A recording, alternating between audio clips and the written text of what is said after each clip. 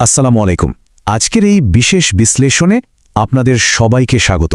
আজ আমরা এমন এক মহাকাব্যিক ঘটনার গভীরে যাব যা হাজার হাজার বছর ধরে কোটি কোটি মানুষের বিশ্বাসকে রূপ দিয়ে আসছে।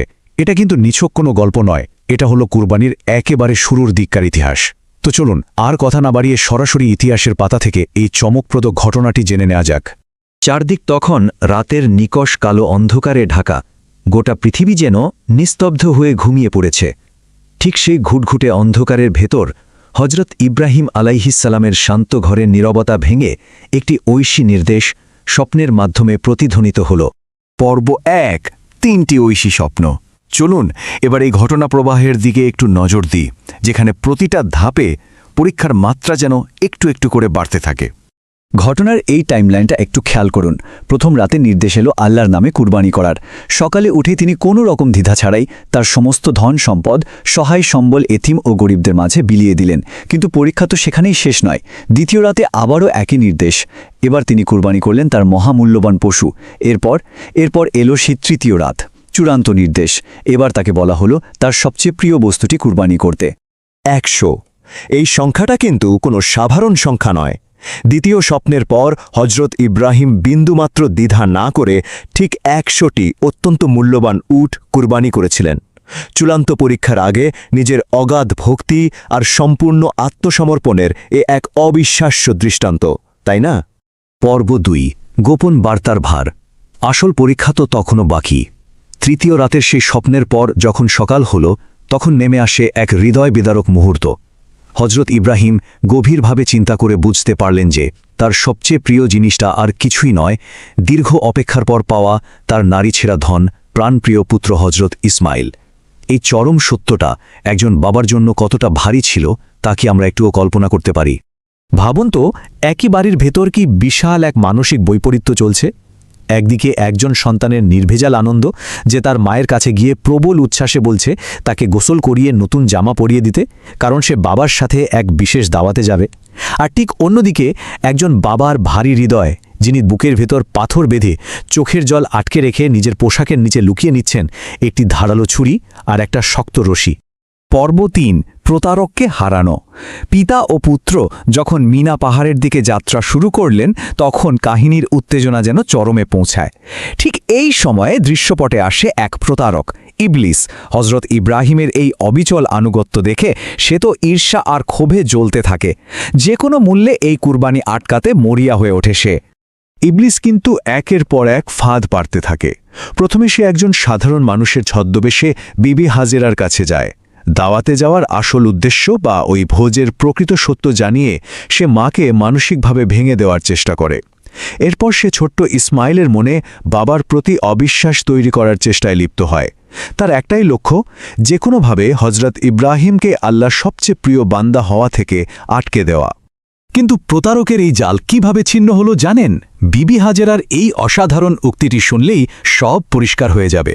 তিনি অত্যন্ত দৃঢ়তার সাথে বলেছিলেন, এই সুবিশাল পৃথিবীতে এত মানুষের মধ্যে আল্লাহ যদি আমার ছেলেকেই কোরবানির জন্য পছন্দ করে থাকেন, তবে এটি অত্যন্ত সম্মানের বিষয়, কোনো দুঃখের বিষয় নয়।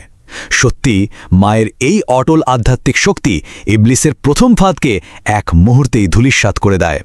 এরপর শয়তান যখন ইসমাইলকে ধোঁকা দিতে আসে, তখন তিনিও তাকে পুরোপুরি প্রত্যাখ্যান করেন। মাটি থেকে পাথর তুলে নিয়ে প্রবল শক্তিতে ছুঁড়ে মারেন এবং সেই অশুভ সত্তাকে তাড়িয়ে দেন। মজার ব্যাপার হলো, এই ঐতিহাসিক ঘটনার সাথে কিন্তু আমাদের বর্তমান সময়ের সরাসরি যোগসূত্র আছে। পবিত্র হজ পালনের সময় যে রামেয়াল জামারাত বা পাথর নিক্ষেপের আনুষ্ঠানিকতা পালন করা হয়, তার শুরুটা কিন্তু হয়েছিল ঠিক এখান থেকেই। পর্ব ৪, চূড়ান্ত সমর্পণ। পিতা পুত্র যখন অবশেষে মিনা পাহাড়ে এসে পৌঁছালেন, তখন গল্পের গতি যেন কিছুটা ধীর হয়ে আসে। বুক ভরা কষ্ট আর অশ্রুসিক্ত নয়নে হজরত ইব্রাহিম তার প্রাণপ্রিয় সন্তানের কাছে এই যাত্রার আসল উদ্দেশ্যটা প্রকাশ করেন। এটাই ছিল সেই চূড়ান্ত আত্মসমর্পণের মুহূর্ত। এবার হজরত ইসমাইলের এই অসাধারণ উত্তরটার দিকে একবার তাকাই। তিনি বলেছিলেন, হে আমার পিতা, আপনাকে যা আদেশ করা হয়েছে আপনি তাই করুন। আল্লাহ চাইলে আপনি আমাকে ধৈর্যশীলদের অন্তর্ভুক্ত পাবেন। একবার ভেবে দেখুন, ছোট্ট একটা ছেলের কথায় ভয়ের লেশমাত্র নেই, আছে কেবল ঐশী আদেশের প্রতি অচিন্তনীয় এক আনুগত্য। পুরো ঘটনার সবচেয়ে অবাক করা আর আবেগঘন দিকটা হল এর গভীর সহানুভূতি। হজরত ইসমাইল তার বাবাকে 3টি অনুরোধ করেছিলেন। প্রথমত, হাত পা শক্ত করে বেঁধে দেওয়া যাতে ব্যথায় তিনি নড়ে না ওঠেন। দ্বিতীয়ত, তাকে উপুর করে শোয়ানো যাতে পিতা তার মুখের দিকে তাকাতে না পারেন। এবং তৃতীয়ত, পিতার চোখ যেন কাপড় দিয়ে বেঁধে দেওয়া হয় যাতে সন্তানের প্রতি অন্ধ ভালোবাসা বাবার হাতকে থামিয়ে না দেয়। এই প্রত্যেকটা অনুরোধ করা হয়েছিল কেবল তার বাবার এই অসম্ভব কঠিন কাজটাকে একটু হলেও সহজ করার জন্য। পর্ব 5, ঐশী হস্তক্ষেপ। কাহিনী এবার তার চূড়ান্ত ক্লাইম্যাক্সে, যখন চোখ বাঁধা অবস্থায় একজন পিতা আল্লাহর নির্দেশে তার হাত ঠিক নিচে নামিয়ে আনেন। আকাশ ও পৃথিবীর সমস্ত ফেরেশতা যেন স্তব্ধ হয়ে যায়। এই অলৌকিক হস্তক্ষেপের ব্যাপারটা একটু খেয়াল করুন। একদিকে হজরত ইব্রাহিম যখন হতাশায় আর রাগে সেই একই ছুরি একটা পাথরের ওপর ছুঁড়ে মারেন, তখন তার নিমিষেই পাথরটাকে দ্বিখণ্ডিত করে ফেলে। অথচ অন্যদিকে সেই একই ধারালো ছুরি হজরত ইসমাইলের গলার একটা পশমও কাটতে পারেনি, কারণ ঐশী আদেশে সেই ছুরির কাটার ক্ষমতাটাই সাময়িকভাবে কেড়ে নেওয়া হয়েছিল। ঠিক সেই রুদ্ধশ্বাস মুহূর্তে আকাশ নেমে আসে এক স্বর্গীয় নীরবতায়। ফেরেশতা জিব্রাইল জান্নাত থেকে একটি অপূর্ব সুন্দর দুম্বা নিয়ে পৃথিবীতে নেমে আসেন। জানেন, এই দুম্বাটা হজরত হাবিলের সময় থেকে প্রায় 2000 বছর ধরে জান্নাতে সংরক্ষিত ছিল। হজরত ইব্রাহিম যখন চোখের বাঁধন খোলেন, তখন দেখতে পান তার সন্তান সম্পূর্ণ অক্ষত, আর তার বদলে রয়েছে সেই স্বর্গীয় দুম্বা। চূড়ান্ত পরীক্ষায় উত্তীর্ণ হওয়ার কি অভূতপূর্ব এক স্বস্তি আর আনন্দের মুহূর্ত ছিল সেটা।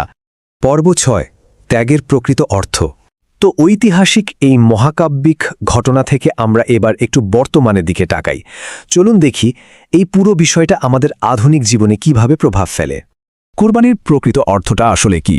ঐতিহাসিকভাবে পশু কুরবানির মাধ্যমে বিষয়টা তুলে ধরা হলেও এর আধ্যাত্মিক সারমর্ম হল নিজের ভেতরের পশুত্ব বা অশুভ প্রবৃত্তিগুলোকে জবাই করা এবং ঐশী ইচ্ছার কাছে নিজেকে সম্পূর্ণভাবে সমর্পণ করা।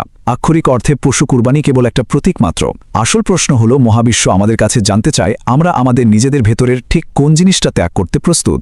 একটু ভেবে দেখি তো বিষয়গুলো। তাকাব্বুর বা অহংকার, লালচ বা লোভ, হাসাদ বা হিংসা, অনিয়ন্ত্রিত রাগ আর অবাধ্যতা, এরাই তো আমাদের ভেতরের সেই আসল পশু, তাই না? ঈদুল আজহায় মূলত এদেরকেই কুরবানি করার সবচেয়ে বেশি প্রয়োজন। আসল কুরবানি তো সেটাই, যখন আমরা নিজের এই নেতিবাচক দিকগুলোকে বিসর্জন দিয়ে স্রষ্টার সন্তুষ্টি অর্জন করতে পারি। তাই পরিশেষে এই গভীর প্রশ্নটাই আজ রেখে যেতে চাই, প্রকৃত আত্মসমর্পণের জন্য আমাদের ভেতরের কোন অশুভ প্রবৃত্তিগুলো আজ কুরবানি হওয়ার অপেক্ষায় রয়েছে। একটু ভাববেন। আজকের এই আয়োজনে আমাদের সাথে থাকার জন্য অসংখ্য ধন্যবাদ।